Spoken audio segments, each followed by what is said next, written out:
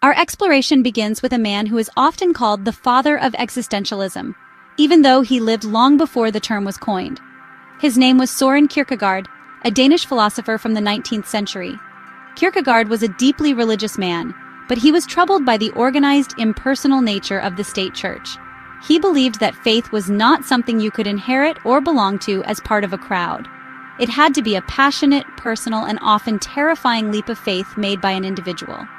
He emphasized the importance of subjective, personal truth over objective, universal facts. For Kierkegaard, the most important truths were the ones you lived and felt in the core of your being.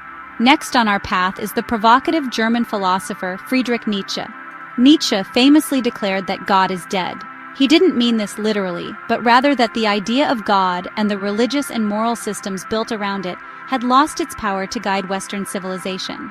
Without this divine anchor, he believed humanity was set adrift, facing a great crisis of meaning, which he called nihilism.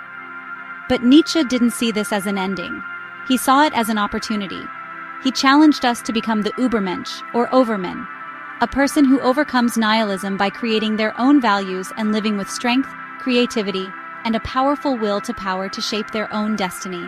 In the 20th century, the ideas of existentialism exploded into popular culture, largely thanks to the French philosopher Jean-Paul Sartre. Sartre was the one who truly embraced the label existentialist and made it famous. He gave us one of the movement's most iconic phrases, "Existence precedes essence." This simply means that you are not born with a predefined nature or purpose, like a knife is made to cut. You are born first, you exist, and then through your choices and actions, you define your own essence, your own identity. For Sartre, this radical freedom was the central condition of being human, a condition we could not escape. Finally, we meet Albert Camus, a friend and later a rival of Sartre. Camus focused on another core concept, the absurd. He described the absurd as the conflict between our human desire to find meaning and order in the world and the cold, silent, and indifferent universe that offers none. It is like screaming a question into an empty canyon and only hearing your own echo in reply.